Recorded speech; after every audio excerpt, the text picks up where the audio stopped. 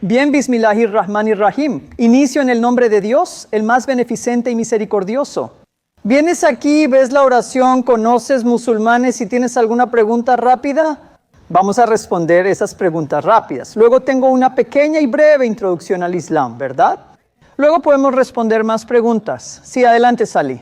Escuché al líder de la oración decir, asegúrense de tener un número impar de filas de oración. ¿Qué significa eso?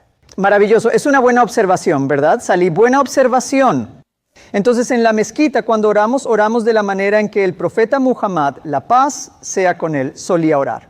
Entonces, él fue enseñado por el ángel Gabriel y el ángel Gabriel fue enviado por Dios al profeta. Así que en la oración fúnebre es recomendable, es alentado y es la manera de Muhammad, la paz sea con él. Tener un número impar de filas, sí, solo para la oración fúnebre. En el resto de las 5 oraciones diarias no contamos, ¿sabes qué? ¿Cuántas filas tenemos? ¿Son pares o impares? Logísticamente quizá no sea posible, pero para la oración fúnebre sí se busca un número impar, ¿cierto? Buena observación, Sidan. Durante la homilía que el imán dio, Está bien. hubo palabras o frases que no entendí. Entendí la mayoría de lo que decía, pero parecía que cuando se refería a la muerte o algo así, lo decía de una manera diferente. Sí, el imán estaba usando algunos términos y palabras en árabe. Llegué tarde porque no me sentía bien, el imán está ahí. Él usó la palabra Jannah, que significa la persona. Inshallah, si Dios quiere, irá al Jannah. Jannah significa paraíso. Entonces, él estaba orando por la persona y está diciendo que ya sabes, estos son los actos que necesitamos hacer y esto es lo que necesitamos pedirle a Dios. Y con la misericordia de Dios, la persona irá al Jannah, que significa paraíso. ¿Sí? Saber es paciencia. Está bien, sí, entonces saber. Él estaba diciendo que debemos ser pacientes, ¿sabes? Para la familia perder a alguien es una calamidad, ¿no? Hay que tener paciencia. De hecho, hay un pasaje en el Corán, capítulo 2, versículos 155 y 156. Solo haré la traducción. La traducción es que Dios dice que va a probarnos a los humanos con algo de miedo, algo de hambre, pérdida de vidas, pérdida de vegetación, pero da buenas noticias a aquellas personas que tienen paciencia y perseverancia. Si tienen paciencia y perseverancia en los desafíos. Aún así confían en Alá, pase lo que pase, Dios, tú sabes lo que ocurre y tienes el control. Si tenemos ese contentamiento, entonces dice en el Corán que Dios nos va a dar las bendiciones, la paz y sí, una gran recompensa. Así que eso es lo que el imán estaba compartiendo con la gente, especialmente en tiempos de calamidad, tener confianza. Inshallah, si Dios quiere, la persona irá al mejor lugar. Sé paciente. Sí, eso decía él, solo lo parafraseo. Muy bien, Kiral. No estoy segura de cuál es la terminología en el Islam. Ese es el nombre de la religión y musulmán es la gente. Kerala tiene una excelente pregunta. ¿Qué es el Islam y qué significa ser musulmán? Así como existen cristianos en el cristianismo, también hay budistas en el budismo, ¿verdad? El judaísmo y los judíos. Tienes el Islam, que es el nombre de la fe, y los seguidores se llaman musulmanes. Así que la palabra Islam en sí significa sumisión a un solo Dios. No te sometes en adoración a humanos, ídolos, animales ni a la creación, sino que solo te sometes al único creador. Así que ese concepto de sumisión al creador en árabe es Islam. Cualquiera que haga eso, los seguidores, se les llama musulmanes, ¿verdad? Así que el que se somete a un solo Dios. Así que en ese sentido decimos, ya que mencionaste eso, decimos que cada profeta, cada mensajero vino para llevar a la gente, invitar a la gente a adorar y someterse solo a un Dios. Así que hay un pasaje en el Corán, en el capítulo 16, versículo 36, en el que Dios nos está recordando y Dios nos dice que Él ha enviado mensajeros a todos los pueblos del pasado. Su mensaje era invitar a la gente a someterse a un solo Dios, el Islam, y rechazar la falsedad y la idolatría. ¿Sí, señora? ¿Puede decirnos por qué algunos de los hombres llevaban sombrero y otros no? Claro, entonces la pregunta es, ¿por qué algunos hombres llevan sombrero o gorra y otros no? Entonces, aquellos que llevan sombrero o gorra, decimos el kufi, es porque el profeta Muhammad, la paz sea con él.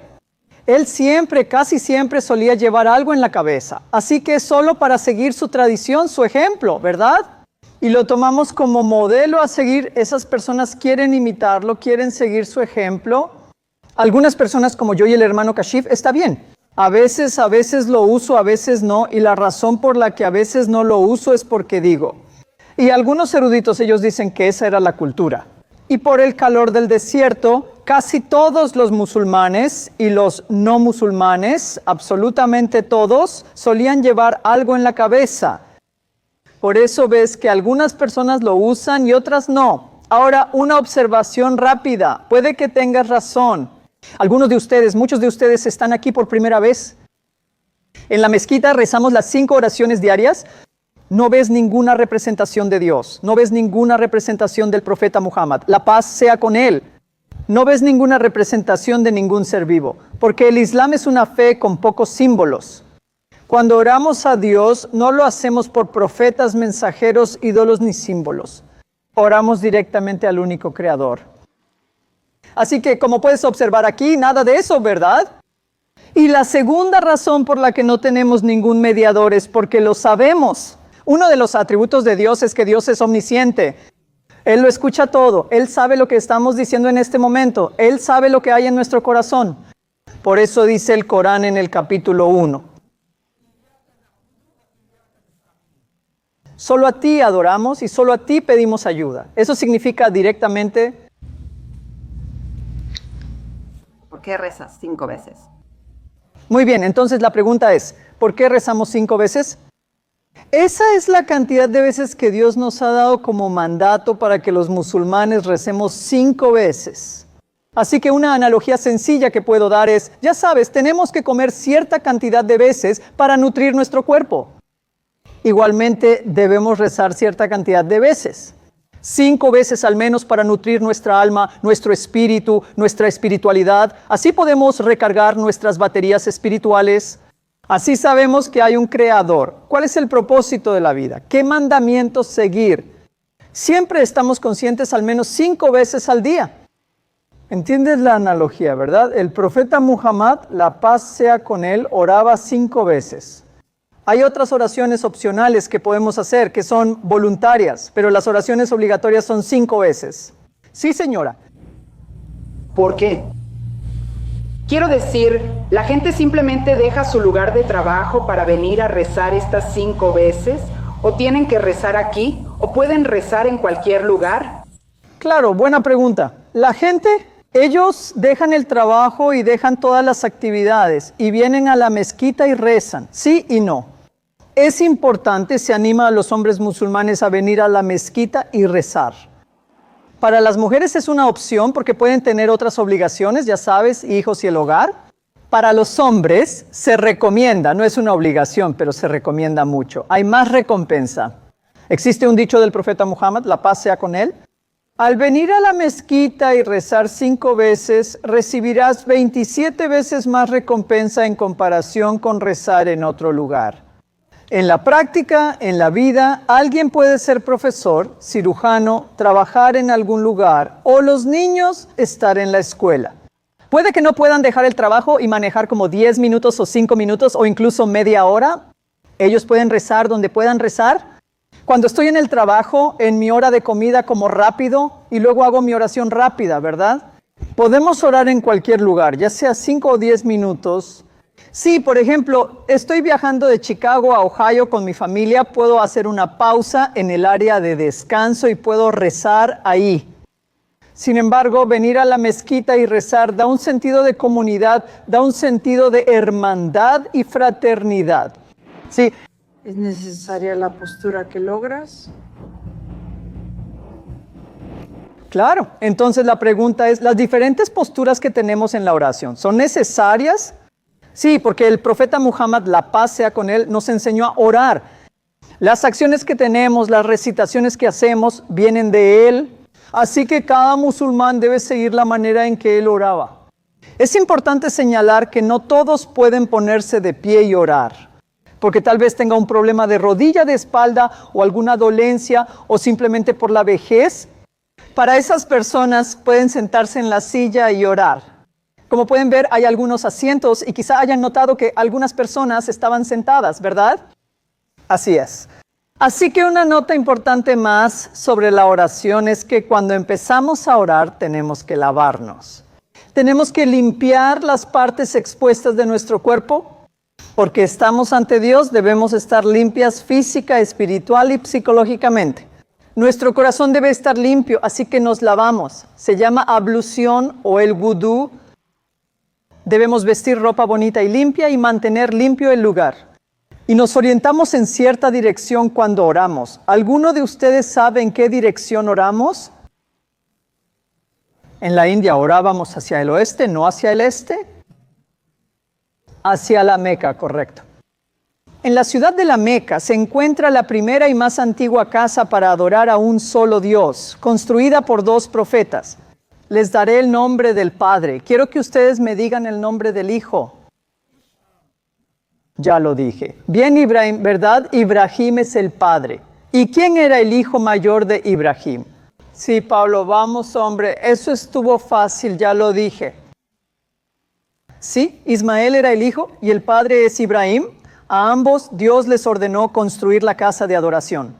Así que cada musulmán, sin importar en qué parte del mundo estemos, ese es el punto focal para que nos orientemos en esa dirección y recemos. Eso da un sentido de unidad.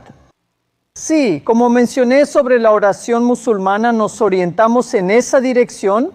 Después nos ponemos de pie y decimos Allahu Akbar. Eso significa que Allah es el más grande, Dios es el más grande. Y luego juntamos las manos y el imán. Él recita ciertos pasajes del Corán. En cada oración recitamos el capítulo de apertura del Corán que se llama la Sura al-Fatiha o la apertura. Tiene 7 versos, así que el imán la recita. Entonces, algunas de las 5 oraciones diarias son audibles y otras son en silencio. Esta era una de las oraciones en silencio. Por esa razón no lo escuchaste recitar, él solo estaba recitando en su corazón y en su mente. Y luego recita otro capítulo del Corán o algún segmento del Corán. Y luego nos inclinamos y luego glorificamos a Dios. Y luego nos postramos y luego glorificamos a Dios.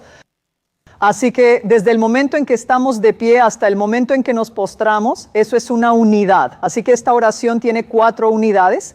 Así que tal vez hayas visto que los musulmanes suben y bajan 4 veces, ¿verdad? Tal vez pienses, ¿cuántas veces van a hacerlo para siempre?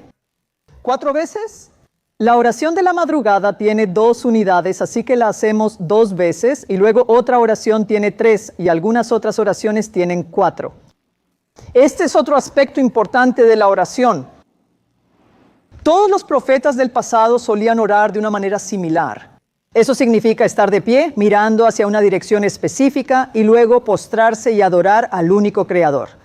El Corán lo mencionan, al igual que el Antiguo y Nuevo Testamento, que destacan a los profetas anteriores. Ellos solían adorar a un solo Dios, solían adorar a Dios directamente y también solían postrarse cuando adoraban a Dios. ¿Verdad, Jean? ¿Un ejemplo para ti? En el libro del Génesis, capítulo 17, versículo 3, cuando le dieron la buena noticia a Abraham, él empezó a adorar a Dios. Él se postró y estaba adorando al único Creador. Moisés menciona, y Moisés y Aarón, y la familia de Moisés se menciona en el libro de Números, capítulo 20, versículo 6, y en otros pasajes. Se lavaron, fueron al lugar de adoración y luego se postraron adorando al único Creador. Por último, el Nuevo Testamento habla de cómo rezaba Jesús. Dice en el Evangelio de Mateo, capítulo 26, versículo 39. Cuando la gente lo perseguía, él fue al jardín de Getsemaní. Allí él se postró y adoró a un solo Dios. Y él dijo, oh Dios, aparta de mí esta copa de muerte. No se haga mi voluntad, sino la tuya. Decimos que no solo seguimos al profeta Muhammad, la paz sea con él, en el monoteísmo y la oración. Y nosotros llevamos la barba, como todos los profetas, saludándonos con el saludo de la paz, como solían hacer todos los profetas. Decimos que también seguimos el monoteísmo absoluto que trajeron todos los profetas y todos los mensajeros. Así que por último, respecto a eso, lo que sucedió en la historia fue que el monoteísmo o la sumisión a un solo Dios, como decimos el Islam, fue el mensaje principal de cada profeta, de cada mensajero.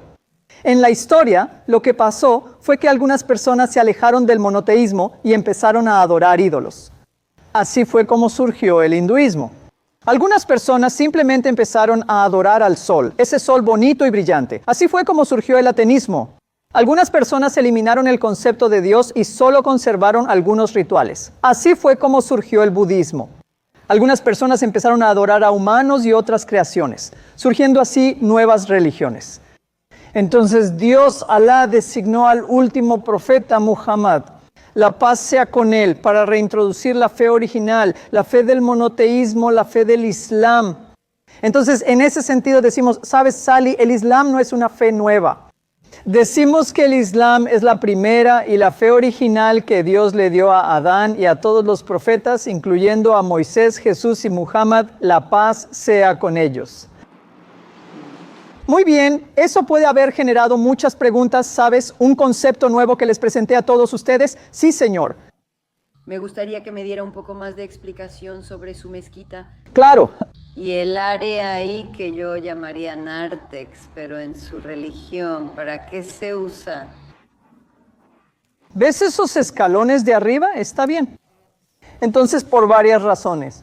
Una razón puede ser que el imán se pare ahí para que la gente lo vea desde atrás, a diferencia de si está sentado. Número 1 y 2. En la mezquita del profeta Muhammad, la paz sea con él.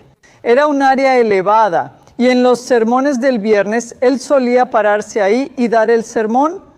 Así que en cada mezquita del mundo solían tener algo elevado, ¿verdad? Así que esa área elevada es para que la gente pueda ver. Cuando el imán está dando el sermón del viernes, él está a cargo de la comunidad, de las personas que adoran aquí. sí, el imán no solo dirige las 5 oraciones diarias, también es consejero para las personas. También ofrece sesiones especiales para las personas. También puede dar charlas especiales a jóvenes, por ejemplo. Y él puede enseñar a las personas cómo recitar el Corán, cómo memorizar el Corán, cómo rezar. Así que el imán tiene como un papel realmente integral. ¿Hay alguna razón por la que algunos de los hombres estaban usando ropa blanca y otros estaban usando ropa negra o colores oscuros? Claro, la pregunta es, ¿por qué algunas personas usan ropa oscura y otras blanca? Esas personas, creo yo, son quienes vinieron aquí porque se dieron cuenta de que esto era una oración fúnebre. Generalmente eso no es parte del Islam, sino de la cultura. Pueden usar ropa negra o vestimenta negra, especialmente los hombres, pero no es un concepto islámico que tengan que vestir de negro cuando vienen a la oración fúnebre o que tengan que vestir de blanco cuando vienen a las 5 oraciones. Mientras usemos ropa bonita y limpia, eso es lo que importa. Buena observación, amigo. Todos están atentos a los musulmanes. Sí, Pablo. ¿Qué diferencia hay entre chiita y sunita? ¿Musulmán? Claro, claro. ¿Cuál es la diferencia entre un musulmán chiita y un musulmán sunita? Entonces, el profeta Mahoma, la paz sea con él. Cuando él estaba vivo, era el jefe del Estado y también era un profeta. Cuando él murió en 632, los musulmanes eligieron un nuevo jefe de Estado, no un nuevo profeta. Según el Corán, capítulo 33, versículo 40, el profeta Muhammad, la paz sea con él. El Corán lo describe como el último y final profeta, como el sello de los profetas. La nación musulmana debía elegir un nuevo jefe de Estado, como un presidente, y surgieron 2 grupos. El grupo más grande buscaba nombrar a quien fuera más cercano al profeta, su mejor amigo y el más apto. Su nombre es Abu Bakr. Y el grupo más pequeño quería nombrar a alguien de la familia del profeta, es decir, el yerno del profeta y el primo del profeta, cuyo nombre era Ali. Entonces Ali tenía la misma calificación. Así que sucedió que la persona del grupo más grande, Abu Bakr, se convirtió en el jefe del Estado. Así que hay una pequeña división entre los 2 grupos. No se basa en la teología. Inicialmente se basaba en la política. La segunda cosa es esta. Dios no llamó a los seguidores del Islam sunita, chiita, ni les dio otra etiqueta. Solo hay una etiqueta que Dios les ha dado a los seguidores del Islam En el capítulo 22 del Corán, versículo 78, Dios dice que ustedes son llamados musulmanes, no sunitas, chiitas, ni ninguna de las otras etiquetas.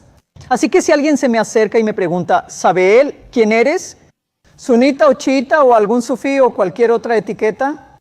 Yo diría que soy musulmana. Esa es la etiqueta que Dios Alá nos ha dado. Así que la pequeña fricción entre sunitas y chiitas, si tengo que etiquetarlos, ya sabes, en Medio Oriente en los años 70 y 80, es por la política y el poder. Y se convierten como en los representantes, ya sabes, de Estados Unidos y la Unión Soviética de esa época. Así que es por la naturaleza humana falible de la avaricia, el poder, el petróleo y la venganza. Todas estas cosas son la razón de los conflictos internos, no por el Islam. Por último, Paul, los sunitas y chiitas no son comparables a católicos, protestantes, testigos de Jehová, ni mormones. Y la razón es esta. Todos los musulmanes, ya sean sunitas, chiitas, cualquier etiqueta que les pongas cada uno de ellos. Tenemos el mismo concepto de Dios. El mismo concepto de Dios, un solo Dios con atributos maravillosos. Él es único, no tiene hijos, es eterno, amoroso, misericordioso, perdonador, creador, todo musulmán. En comparación con eso, nuestros hermanos y hermanas cristianos pueden tener conceptos diferentes de quién es Dios. Por ejemplo, nuestros hermanos y hermanas católicos y protestantes. Ellos pueden decir que Dios es Trinidad, pero los testigos de Jehová no están de acuerdo. Ellos dicen que Jesús es hijo de Dios, pero no es Dios ni parte de la Trinidad. Pero todos los musulmanes están unidos en el concepto de Dios. En segundo lugar, todos los musulmanes están unidos en el concepto de qué es el Corán. Así que solo hay una versión del Corán en árabe en todo el mundo. Si vas a China, Arabia Saudita, India, Pakistán, Estados Unidos, Europa, si tomas una copia del Corán en árabe, será exactamente igual. Ustedes pueden tener distintas versiones de la Biblia, a diferencia de otros cristianos. Los católicos tienen 73 libros, los protestantes 66 y los ortodoxos griegos 78 con distintas cantidades. Los musulmanes están unidos con un solo Corán. Incluso la forma en que rezamos es similar, pues todos en el mundo lo hacemos igual. Quiero decir, nunca he estado en China. Si voy a China, si voy a una mezquita, me sentiré como en casa, porque van a rezar exactamente de la misma manera que ves aquí rezar. Así que no importa que haya tantos grupos. Todos ellos están unidos por los fundamentos principales, que son la unicidad de Dios y el mensajero Muhammad. La paz sea con él. El Corán es el libro final y el concepto de la otra vida. Buena pregunta, Paul. Sí, ¿quién escribió el Corán? ¿Quién escribió el Corán? Entonces el Corán es una guía. Decimos que Dios es el autor y le dio el Corán al profeta Muhammad, la paz sea con él. Él reveló el Corán a Muhammad, la paz sea con él. Él estaba compartiendo el Corán, los versos, los pasajes con su gente, así que el autor no es Muhammad. La paz sea con él o cualquier ser humano, Dios mismo. Pero si tu pregunta es, ¿quién fue realmente quien transcribió el Corán? ¿Humanos? Entonces Muhammad, la paz sea con él, mientras el Corán le llegaba, mientras le era revelado. Él no sabía leer ni escribir, no fue a escuelas, colegios ni universidades, no lo hizo. Él era, como decimos, un profeta ummi, era una persona que no sabía leer ni escribir. Así que cuando le llegaba la revelación, solía llamar a algunos de sus escribas que sabían leer y escribir. Y ellos solían escribir frente a él lo que se le revelaba en ese momento. Así que cuando lo escribían, el profeta solía pedirles, léanmelo de nuevo. Lo que ella escribió, solo para asegurarse de que lo que escribieron fuera exactamente lo que él les mencionó. Así que el profeta nació en el año 570 y hasta la edad de 40 años él era como una persona común, pero aún así era extraordinario porque era la persona más confiable de toda la sociedad. ¿Sabes cómo hoy, si tengo que presentar a mi amigo Kashif a otra persona que tal vez no lo conozca, diría, ¿sabes? Este es mi amigo Kashif. Es activista, fan de Taibut y el baloncesto. Además, tuvo un bebé hace 2 semanas. Hace 10 días, wow. Así que tal vez lo presente de esa manera. En tiempos de Muhammad, la paz sea con él. Cuando solían presentarlo, decían que este es nuestro habitante de Arabia. Él es la persona más honesta y la más veraz. Esos eran los atributos que la gente le daba a él. Entonces, a la edad de 40 años, cuando estaba meditando, el ángel Gabriel se le apareció, quien fue enviado por Dios, y el ángel Gabriel le trajo los primeros pasajes del Corán al profeta. Desde ese momento hasta su muerte en 632, sí, 632. Durante unos 23 años, partes y fragmentos, capítulos y versos del Corán comenzaron a ser revelados al profeta. Mientras se le revelaban, él los memorizaba y los dictaba a los escribas para que los escribieran. Así que el Corán se preserva de dos maneras. Una, en la memoria de los millones de personas que memorizan todo el Corán. Sabes, nuestro imán es un memorizador del Corán. Tengo un estudiante de 3er grado que empezó a memorizar el Corán. Él ya memorizó 50 capítulos de él. El Corán tiene como 114 capítulos, ¿no? Así que ya casi va a la mitad. Pronto él terminará, inshallah, el Corán. Niños, adultos, hombres y mujeres de todo el mundo memorizan el Corán. Y ese es uno de los milagros. Así que si no has leído el Corán, creo que tenemos una copia gratuita en inglés y español.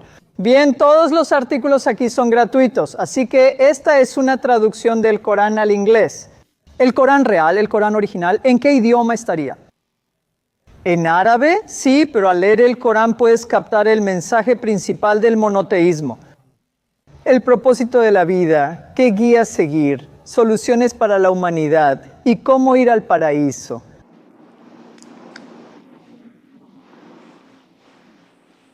¿Cuál es el papel de la mujer respecto a los derechos, responsabilidades y roles que el Islam les asigna? Sí, también a los hombres, pero especialmente a las mujeres, son los derechos que el Islam les ha dado a las mujeres.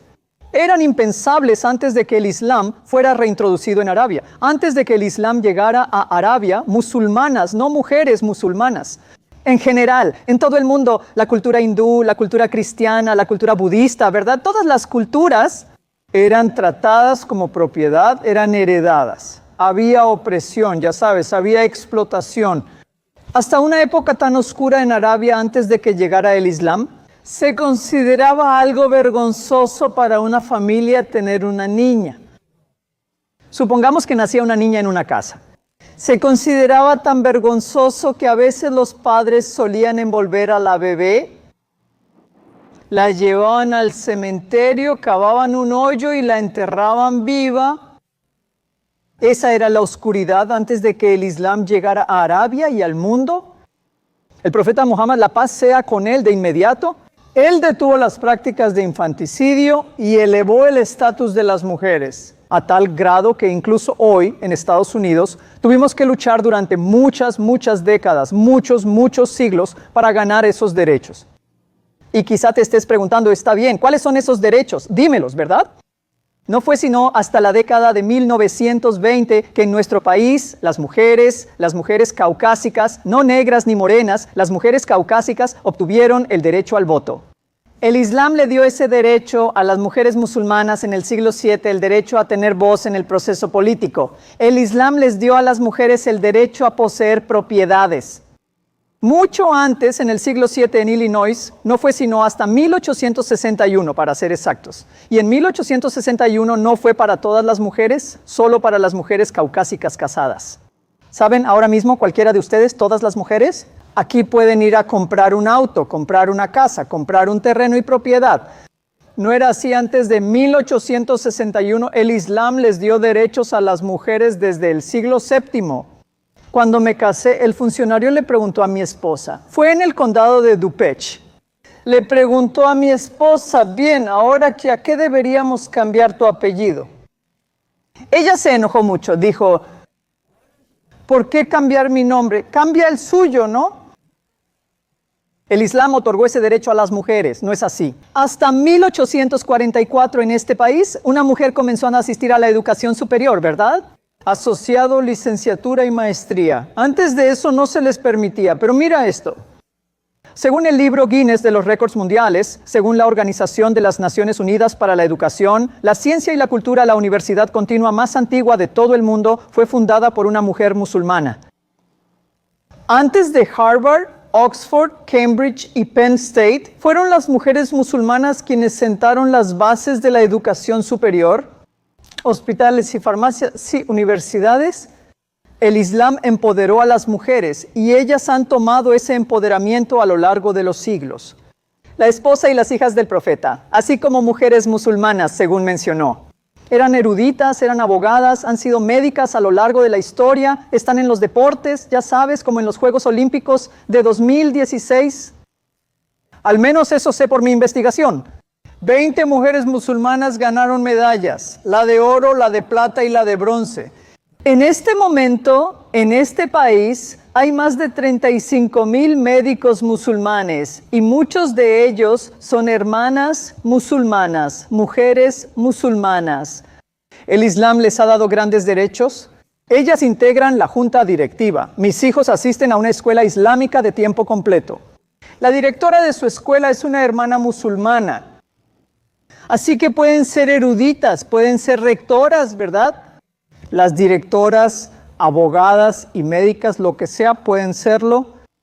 Así que esa es la obligación, el derecho y el empoderamiento que el Islam les ha dado a las mujeres musulmanas. Así que, muy rápido, sobre el hijab, ¿verdad? Mira, el concepto del hijab es un mandato que Alá les ha dado a los seres humanos.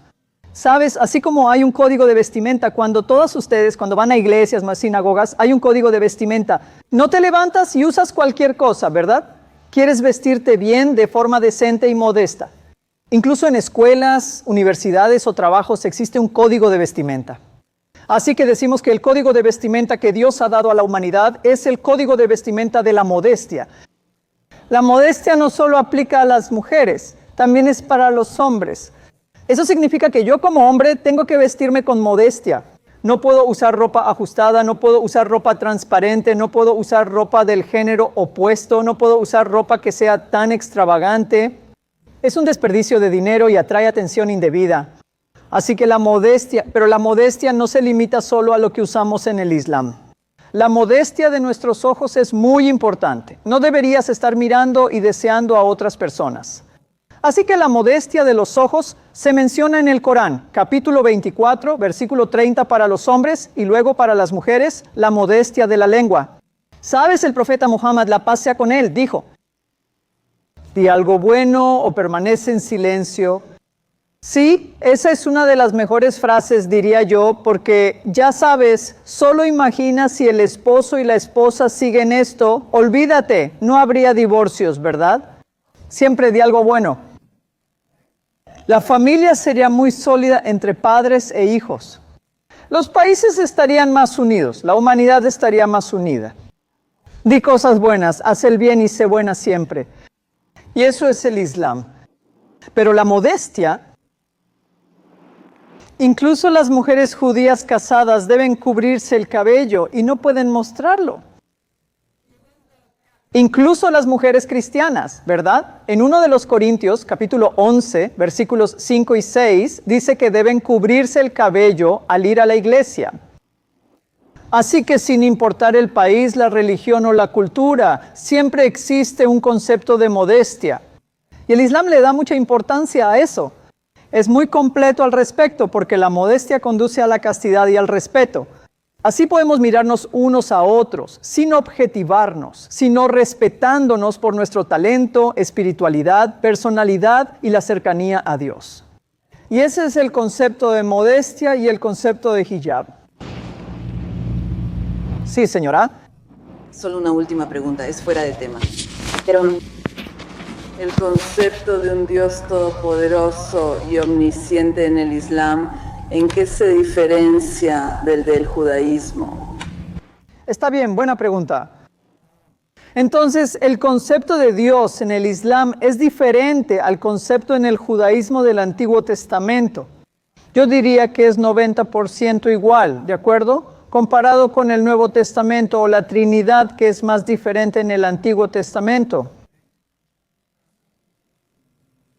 Sí, solo estaba mencionando eso, así que voy a regresar a ese punto. Sabes, déjame recitarte un pasaje del Corán.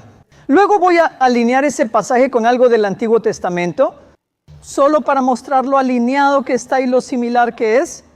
Así que hay un pasaje en el Corán, capítulo número 112. En árabe dice así: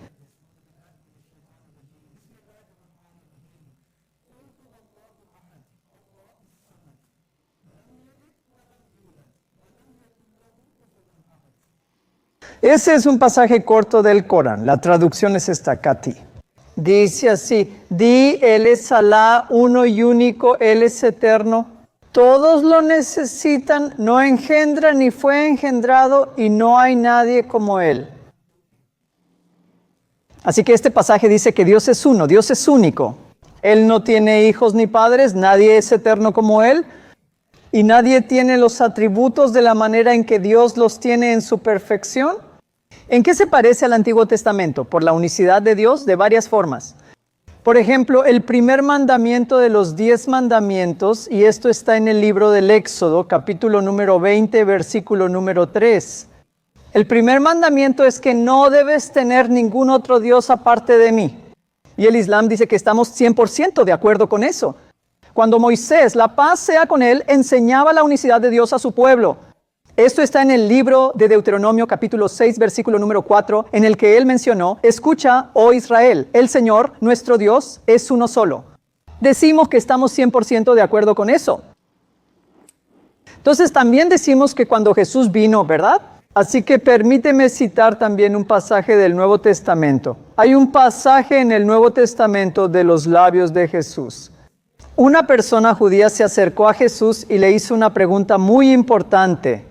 De todos los mandamientos del Antiguo Testamento, ¿cuál es el primero, el más grande de todos ellos?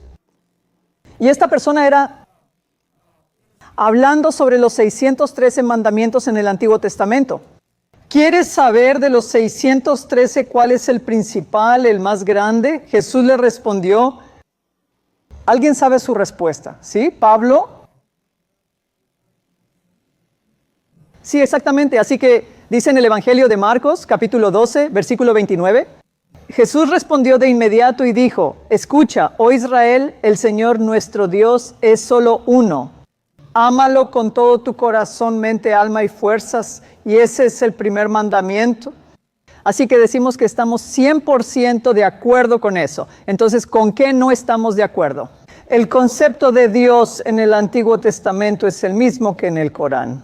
Dice en el libro del Éxodo que después de que Dios creó, también en el Génesis, después de que Dios creó los cielos y la tierra, en 6 días, dice, hizo esto y en el 7º día descansó, ¿verdad? Así que el Corán dice que ningún sueño, ningún adormecimiento vence a Dios. Él no necesita descansar, no necesita renovarse. Dios siempre está activo, todo lo sabe. Descansar y cansarse son atributos humanos. En otro lugar del Antiguo Testamento dice que después de que la humanidad desagradó a Dios y adoró ídolos y se alejó del monoteísmo, Dios se arrepintió de haber creado a la humanidad. Pero nosotros decimos en el Islam, el Corán dice que Dios siempre conoce el futuro, el presente y el pasado. Dios sabía que la humanidad, una parte de ella, se iba a rebelar. Así que el Antiguo Testamento da la percepción de que Dios no sabía cuando se arrepintió, cuando estaba triste de que la humanidad se estaba rebelando. Así que, además de estas pequeñas variaciones, decimos que el 90% del concepto monoteísta en el Antiguo Testamento, nosotros como musulmanes estamos de acuerdo con eso. Así que con la llegada del Corán, Sally, lo que hace el Corán es corregir algunas formas en que el Antiguo y Nuevo Testamento pudieron diluir la unicidad. O en el Antiguo Testamento, especialmente, algunos de los crímenes más graves también se les atribuyen a los profetas. Como algunos profetas, según el Antiguo Testamento, cometieron incesto, desnudez, adoración de ídolos y bebían alcohol. Todo esto, el Corán, si lees el Corán, las historias de los profetas están ahí.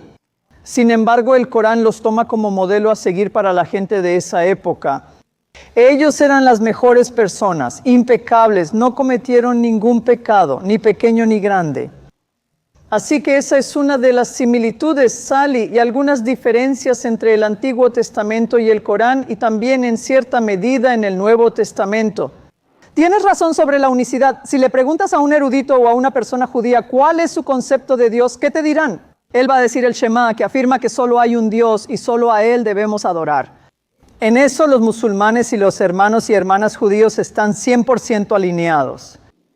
Tenía una pregunta volviendo al tema de la educación y por supuesto lo que hemos visto en las noticias es que creo que Pakistán no está permitiendo que las mujeres vayan a la escuela o Afganistán. El siguiente país a Pakistán, ¿sí? Vecinos. ¿Es eso? ¿Son ellos? ¿Son seguidores del Islam y musulmanes o no? Está bien, de acuerdo. Entonces, Carol está preguntando, ¿sabes? Puede que haya un país, tal vez algunos países, que no permitan que las niñas o las mujeres reciban educación. Si el Islam no solo recomienda, sino que obliga a hombres y mujeres a recibir educación, entonces, ¿por qué algunas personas no están cumpliendo con esa obligación? ¿Correcto? Así que yo diría que no toda práctica cultural refleja el Islam. Pueden existir muchas dinámicas en Afganistán y otros países. Ya sabes, muchas cosas. Las guerras ocurren desde hace décadas. No cuentan con infraestructura ni nada similar. Pero al final del día, ¿no? El Islam está aquí, el Islam es perfecto. Las culturas, los humanos, nosotros somos imperfectos. Que hagamos algo aquí no significa que sea exactamente lo que dice el Corán y el Islam. De la misma manera, sabes, a veces, yo también digo esto, que como en el Nuevo Testamento, las mujeres cristianas se supone que deben usar el hijab. ¿Cuántas de ustedes lo usan en la iglesia? Mientras venía manejando, el límite era de 30 o 35, no recuerdo bien. ¿Cuántas de nosotras manejamos obedeciendo el límite de velocidad? Sabemos lo que está mal, ¿verdad? No corregimos. Bien, un ejemplo más. De acuerdo con la Constitución, de acuerdo con la política, los hombres y las mujeres en este país se supone que debemos tener igual salario por igual trabajo. ¿Sabes a dónde voy con esto, verdad? ¿Cuál es la realidad en la práctica? Si yo digo, si viviendo en la India puedo señalar y preguntar ¿por qué las mujeres aquí están oprimidas? ¿No ganan igual por el mismo trabajo? ¿Qué sucede? ¿Es la Constitución o son la ética y el ambiente laboral? Igualmente, al oír algo de los países musulmanes, pensamos en extremismo, guerra, bombardeos, suicidios y falta de educación. Es importante para nosotras separar la cultura, la dinámica y la geopolítica en comparación con las enseñanzas perfectas y la guía que Dios le ha dado a la humanidad. Gracias, esa es una respuesta maravillosa. Sí, realmente lo es. Eso explica mucho porque, por supuesto, esas son las noticias que recibimos. Ya sabes, así es como nos educan y nos formamos. Sí. Ahora lo entiendo. Gracias. Dice que las posguerras fue la primera palabra que se reveló. Sí, entonces la primera palabra que Dios reveló a la humanidad en el Corán es la palabra Iqra. Eso significa leer, recitar, adquirir conocimiento. Así de importante es la adquisición de conocimiento en el Islam. Sí, eso es importante. Además, puedo dar una analogía más, ¿de acuerdo? Sabes, yo viviendo en la India y las mujeres y los hombres viviendo en la India, a veces cuando nos ven aquí, y especialmente a las mujeres aquí, en realidad sienten lástima por las mujeres de aquí. Tal vez te preguntes, ¿por qué? Porque este es un dato real y comprobable. 93,000, bueno, en realidad 92,000 violaciones reportadas en este país, ¿verdad? 10 millones de casos de violencia doméstica contra mujeres en este país, 40,000 suicidios. La industria de casas de empeño mueve miles de millones de dólares. Y todo esto, ya sabes, asaltos y crímenes sexuales en el ejército, fuerzas del orden y equipos de gimnasia. Cuando vemos a todas estas mujeres, dicen, ¿sabes qué está pasando con estas chicas? ¿Por qué están tan oprimidas? Obviamente es la cultura que se ha creado. Puede que no sea la Constitución, es la cultura. De la misma manera, lo que decimos es, arreglemos la cultura y eduquemos a la cultura, pero no culpemos al Islam, que es perfecto. KATHI, ¿alguna pregunta? No, gracias. Has hecho un trabajo maravilloso. Oh, ustedes han sido maravillosos. Preguntas increíbles.